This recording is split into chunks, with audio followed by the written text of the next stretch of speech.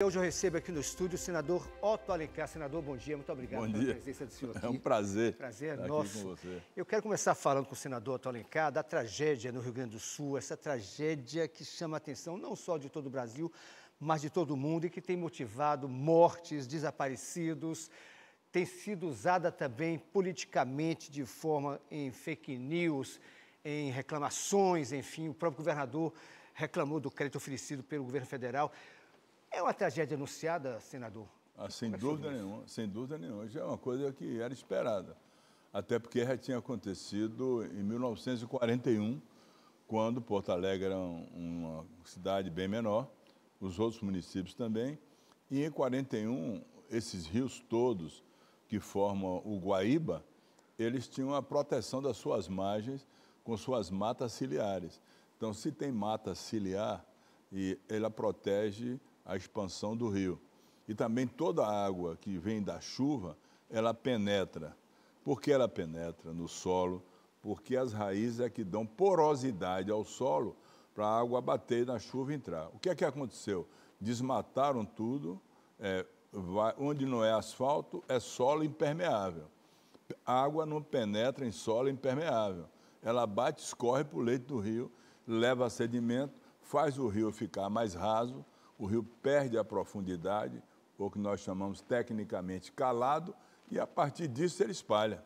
Isso aí é um beabá. Então, se quer resolver o problema do Rio Grande do Sul, que se tome providências para recuperar, tirar o assoreamento, colocar a profundidade natural do Guaíba, dos outros todos, do Rio dos Sinos, esses rios todos que correm para dentro de Porto Alegre, e replantar matas ciliares. Só que o desmatamento foi muito grande. O Rio Grande do Sul tem hoje 50% dos seus biomas de mata da área dos Pampas cortados para a produção de soja, de arroz, de milho. 50% é um estado que não tem praticamente mais reservas naturais.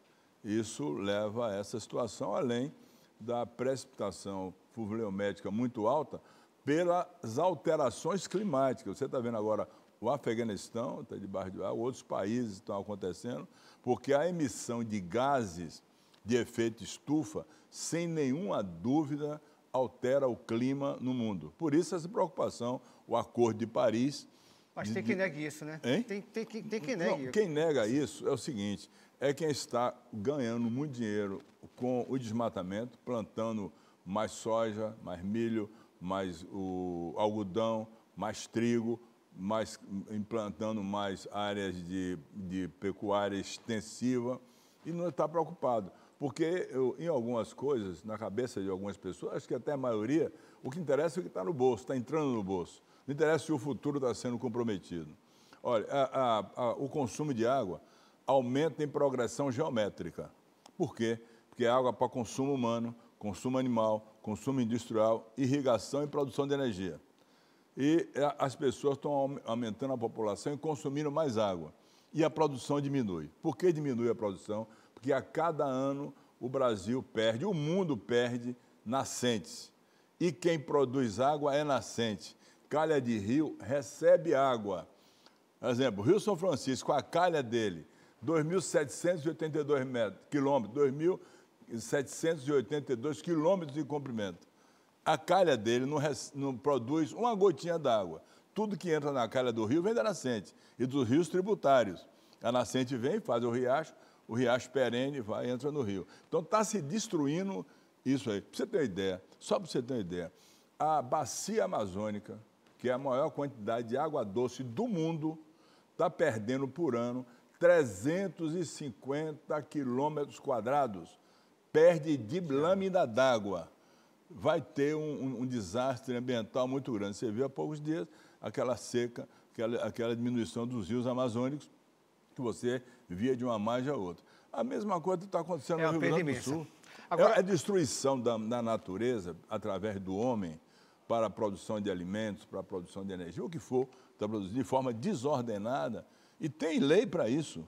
Tem uma lei, por exemplo... Que não é respeitada. Não é respeitada. Tem uma lei, por exemplo, que você tem que preservar 20% da mata nativa nas suas propriedades. Ninguém respeita nada. Agora, senador, o papel do governo federal tem sido criticado, principalmente, claro, pela oposição. O próprio governador do Rio Grande do Sul, Eduardo Leite, fala que o que foi oferecido por Lula, como linha de crédito, como ajuda financeira, não é suficiente, não é justo. Como é que o senhor vê esse tipo de atuação que a oposição vem tomando diante dessa tragédia no Rio Grande do Sul? Olha, não é verdade. O Rio Grande do Sul deve à União, dívida bruta, deve à União, ou seja, o Rio Grande do Sul tem que pagar ao governo federal uma dívida em torno de 110 bilhões de reais.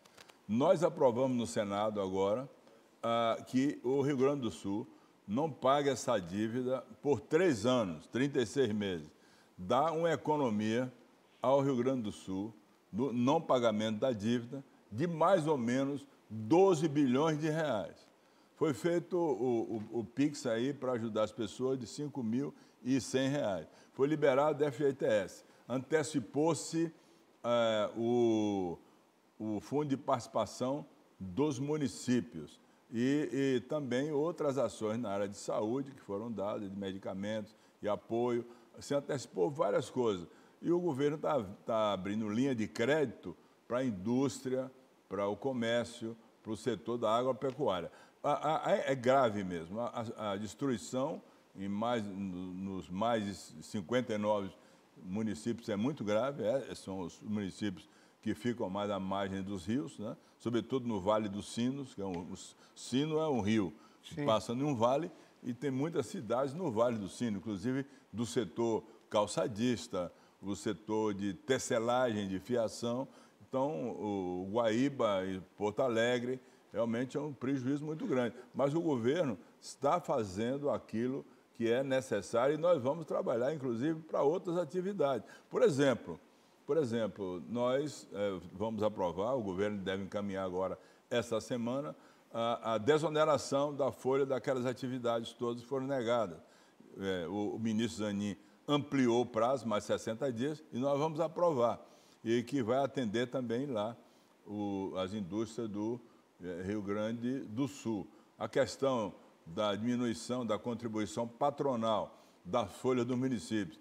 Esse ano vai ficar 8%, e nós vamos fazer um outro projeto de desoneração gradual. O governo está fazendo, agora o governo também não pode abrir mão para deixar vulnerável o ajuste fiscal. O Brasil precisa, Casemiro, fazer uma coisa fundamental, compatibilizar receita e despesa. Não tem outro caminho, senão você vai ter juros altíssimos para pagar e, consequentemente, grande dificuldade no crescimento econômico. Bora falar agora de sucessão municipal, que é o portão de entrada para a sucessão estadual daqui a 2 anos. E, claro, vamos localizar aqui em Salvador, por exemplo, essa disputa principalmente entre o atual prefeito Bruno Reis e Geraldo Júnior. O Bruno tem sido pontuado bem, digamos assim, nas pesquisas. Qual é a avaliação do senhor sobre esse momento político, principalmente em Salvador? Pode falar de todo o estado também. E de que maneira o grupo do senhor, claro que apoia Geraldo Júnior, pretende tentar mudar esse quadro? Olha, pela primeira vez, todos os partidos da base de sustentação ao governador Jerônimo tiveram a consciência de fazer unidade. Então, todos os partidos de apoiar o Geraldo Júnior. Isso já bem lá atrás. Está se fazendo essa construção, esse é o momento de estudos, de fazer pesquisas qualitativas, o que está sendo feito, de avaliação, composição da chapa com o candidato vice-prefeito ou a candidata ainda não está... Não tem o nome definido ainda? Não tem ainda definido. Tem algum que o senhor defenda? Não, eu acho que num contingente tão grande, que a reunião do Conselho Político, coordenada pelo governador Jerônimo, é que deve decidir, como deve decidir também outros municípios de grande porte. Então, eu acho que existe uma possibilidade muito grande de ter essa unidade e, através dessa unidade, oferecer uma proposta alternativa à proposta atual do prefeito Bruno Reis. Tem uma administração que você pontua como bem avaliada, mas tem também, pelas pesquisas qualitativas que nós temos tido acesso, muitas deficiências, sobretudo na parte assistencial, naquilo que é crucial, que é a questão da saúde, e a Prefeitura tem responsabilidade por atenção básica à saúde, e isso tem tido dificuldades com o povo de Salvador. Além disso, no setor da educação e várias atividades que, lamentavelmente, ainda não têm uma qualidade que se desejasse. Não é que eu não desejo que seja bom, não, mas tem realmente deficiência quando a gente analisa as pesquisas qualitativas que são colocadas para a nossa análise e o nosso estudo. Portanto, o candidato Geraldo Júnior conhece Salvador, foi presidente da Câmara, vereador, agora vice-governador. Então, estamos apoiando alguém que conhece a cidade, as suas dificuldades, na área de transporte também tem problemas, da habitação tem problemas. É necessário se fazer aqui um grande programa de habitação, agora nunca melhor do que agora, porque você tem o programa Minha Casa, Minha Vida, e diminuir essa quantidade da expansão da periferia da cidade, com dificuldades de trânsito e construções que foram feitas ao longo dos anos sem um plano diretor. Salvador cresceu sem um plano diretor. Você tem ruas que o carro não pode entrar, entra as pessoas andando. Então, ele não teve plano diretor. Embora seja a grande capital, minha cidade, eu nasci no interior, lá em Rui Barbosa, e fui acolhido aqui em Salvador desde que cheguei em 1966. É uma cidade que eu amo muito, respeito muito o nosso povo aqui de Salvador, que tem também muitas pessoas que vêm do interior. Interessante, quando eu era secretário de saúde, eu fui fazer a muração, o muro do Hospital Roberto Santos. E fui identificar 140 famílias, naquela época, em 92, que moravam em torno do Roberto Santos. Não tinha uma pessoa nascida em Salvador. E tinha algumas da minha cidade, Rui Barbosa. Eu também vim de fora. Muita gente vim de fora. Então, interessante que nessas 142, tinha duas famílias que veio da minha cidade.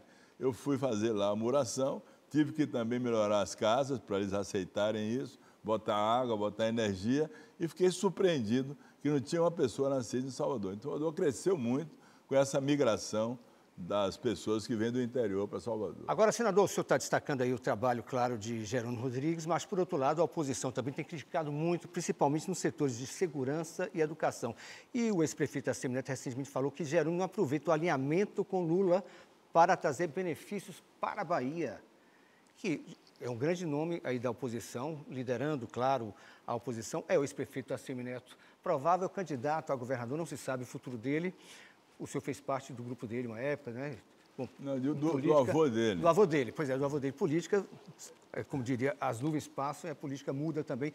Como é que o senhor recebe essa crítica do ex-prefeito Assemi Neto, que Jerônimo estaria aproveitando esse alinhamento com Lula em benefício da Bahia? Olha, o governador Jerônimo precisa ter o alinhamento com o governo federal para trazer recursos para a Bahia. E está trazendo recursos para a Bahia em várias atividades que eu acho fundamental para o desenvolvimento econômico do nosso Estado. Só essa reativação do polo industrial de Camaçari, com a vinda da BioID, que vamos produzir carros elétricos aqui. Só essa aliança dele com o presidente Lula.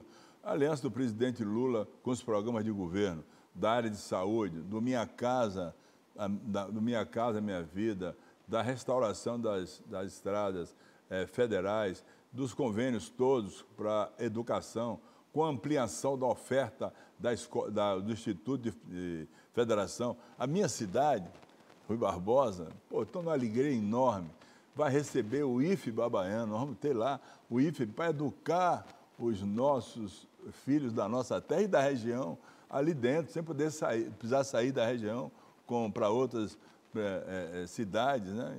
O presidente agora destinou 8 institutos de educação para aqui, o IFE Babaiano.